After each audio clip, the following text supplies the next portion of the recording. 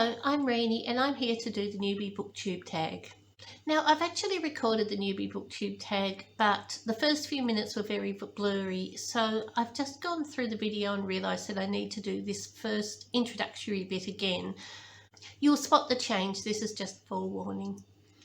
So, to introduce myself, I'm Rainey. I live in Australia in a small town at the edge of the outback. We are just coming out of winter and it's still very cold. It gets dark early and my camera doesn't work very well at night. So I'm just snatching the time to do my videos when the sun is out and I'm home, which means that some of these videos are going to have 15 minutes footage on one day and another 10 minutes on another day. And maybe in this room or that room, depending on circumstances and which room seems the best to record in at the time. So having explained that, on to the questions. Question 1, why did you start this channel? Well, 2 things happened, or maybe 3 things happened. First, I've been recording videos for a while about books, about other things too, but mostly about books. I homeschooled my children for a few years and I recorded some videos then to use in lesson plans. Later on, I've just been doing that just for my own record because sometimes I have things I want to say about the books and I don't really know anybody who reads the books I do, so I just talk to myself and to my phone. And more recently, we've had a whole lot of lockdowns and travel restrictions due to COVID, and I live some distance from my family. So I started developing hobbies more that I could do in the house. And this was one of them, just the reading and talking about books. And I've also been watching a lot of Booktube. So it sort of seemed like the logical next step to start a channel. It's been a rather steep learning curve, and it seems like everything I record, there's some problem in there that I've then got to resolve for next time. So I'm not sure if it's like that for everyone or if I'm just particularly obtuse about this sort of thing, but it's been fun. And I have a lot to say about books, and hopefully I might even find people that read the same books as me, and that's why I'm doing it. Question 2, what are some fun and unique things you can bring to Booktube? Well, my plan for Booktube is mostly, well, it's evolving, but initially my plan for Booktube is to read books and talk about them chapter by chapter, which means it's going to be a sort of a slow build channel. That might be a unique approach.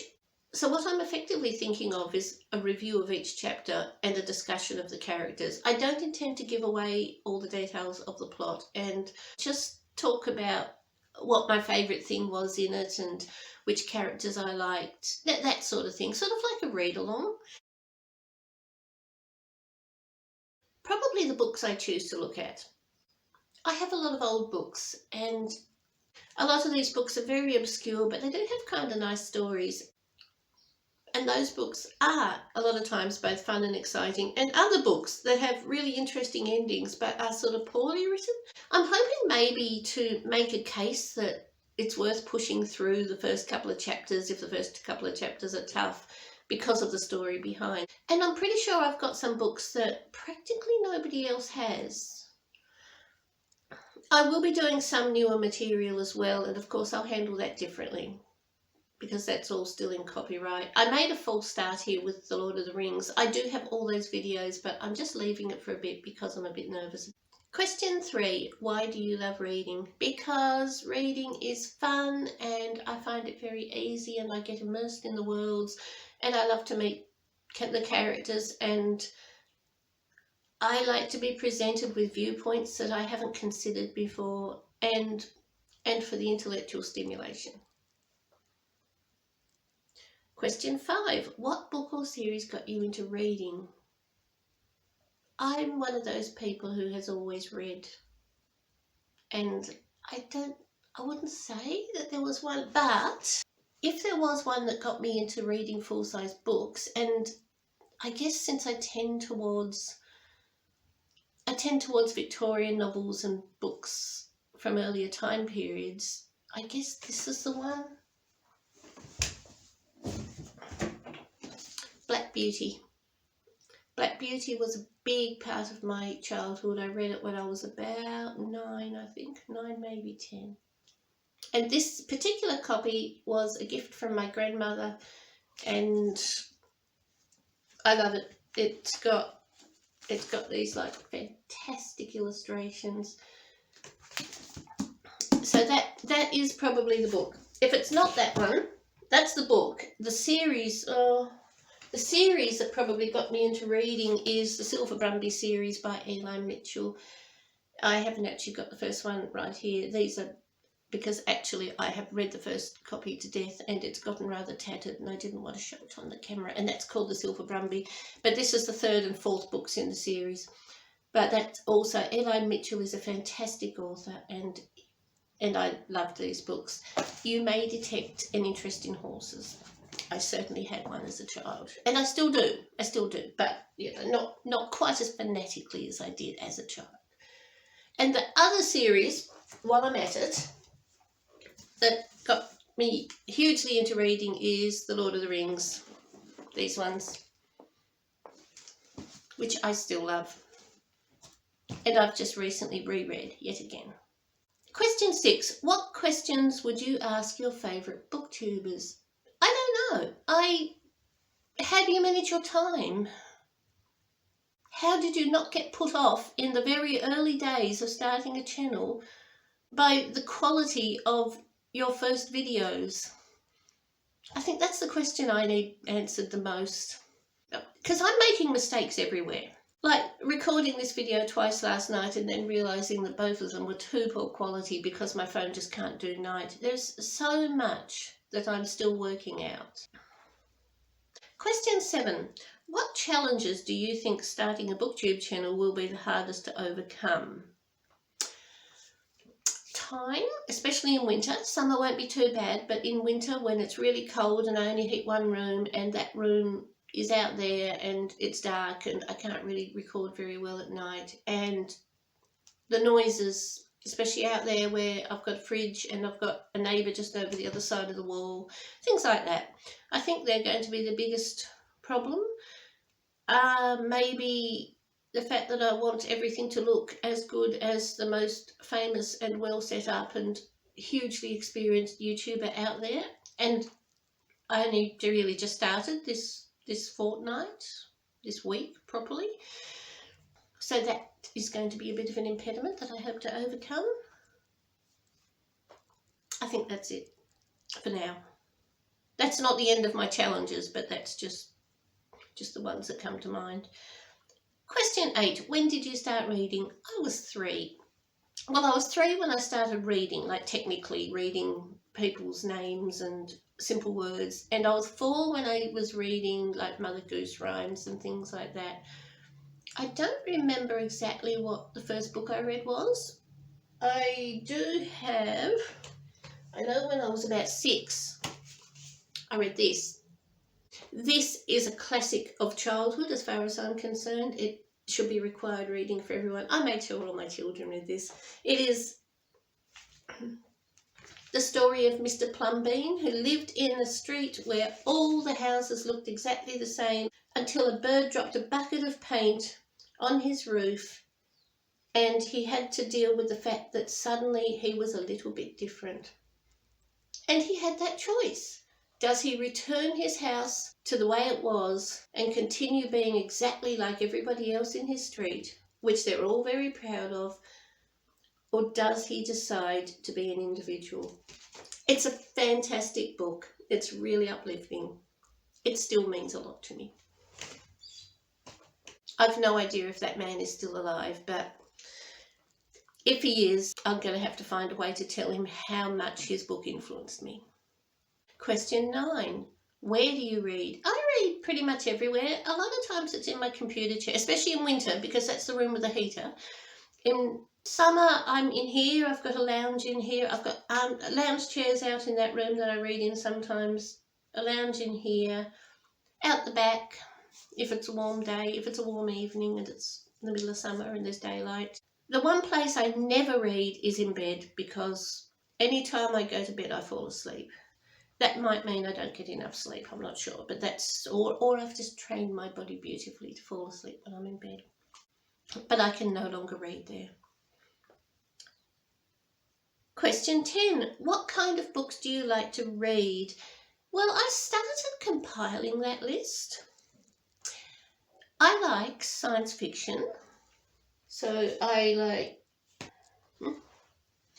science fiction. I got into M McCaffrey books when I was younger. All the different M McCaffrey series. I like the Foundation series by Isaac Asimov. Look at this. I've read so much. So science fiction, fantasy. I like Georgette romance, historical romance, and her mysteries as well. And Agatha Christie. I've got a whole lot of Agatha Christie's. I'm particularly fond of Miss Marple. I guess this is something I like. I do like women in books. I like strong women, but I kind of like the quieter sorts of strong women, like the women who can withstand the pressure to conform in their time. And I think actually that's a theme that I've got. That's something that I really admire in a lot of books, and I like to spot that in Victorian novels too, where there were very traditional gender roles for men and women. And yeah, I do like to see any deviations to that theme. P.D. James, Shroud for a Nightingale. I guess this is another similar one. It's women. It's I mean, the main character's a man. He's a detective, but this was my favourite P.D. James, but I do like a lot of her books. Now, I've brought this to remind me, Edith Nesbit. I really loved her books, and this is possibly not the place to say this, but I've been doing a lot of searching on like Lord of the Rings copyright and fair use, because I've been doing my Lord of the Rings videos, and I've kind of paused that for now, but I'm doing them.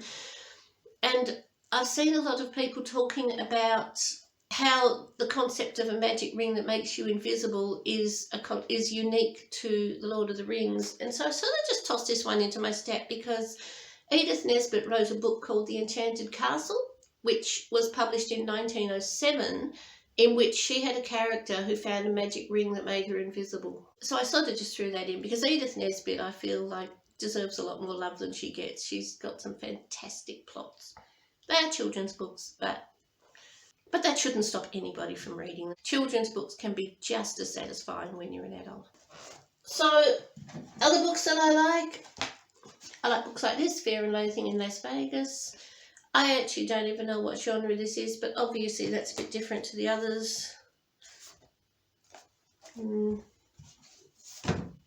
And more classics. Mrs. Oliphant, once again, we're looking at books from the Victorian era that very often have women in them, that are written by women. I seem to have a lot of women authors a lot more women were authors than people realise, because they kind of hid their names, but there turn out to be a lot of women authors among the books that I like.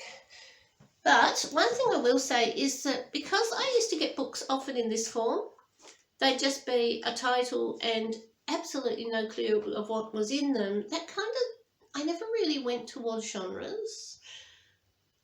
I sort of picked a book first. Because I get a lot of my books secondhand and always did, I would just see them on the shelf like this and just open it up and read a paragraph at random. And if I liked the writing style, then I would get the book without any regard for what type of book it was. And I know that's going to make it hard on YouTube for anybody to decide that I'm the person for them to subscribe to, for instance. But I think for me, people are just going to have to come back and see what I'm doing. There's going to be quite a focus on probably Victorian literature, maybe some classics. But I think really the theme in the things that I'm doing are they're a little bit optimistic, and very often they have at least one woman in them that is fairly independent, but not always, but sometimes. Or they are about pioneering or exploring new frontiers in some way. I think that's the general theme behind all the books that I read. Anyway, that's a very long answer to this question. So, back to it. Oh, and that was the end.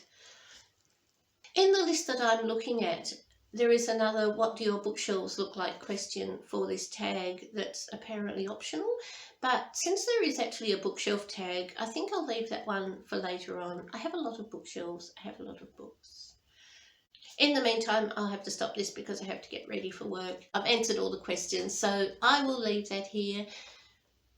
And hopefully this video worked, being in the morning light. I've only got a couple of windows in this house that have any light, because in summer we get to 45 degrees Celsius, so the houses here are all designed to keep the light out, which isn't ideal for viewing. But if this video worked, then I'll have this up on my channel soon, and if so, thank you for watching.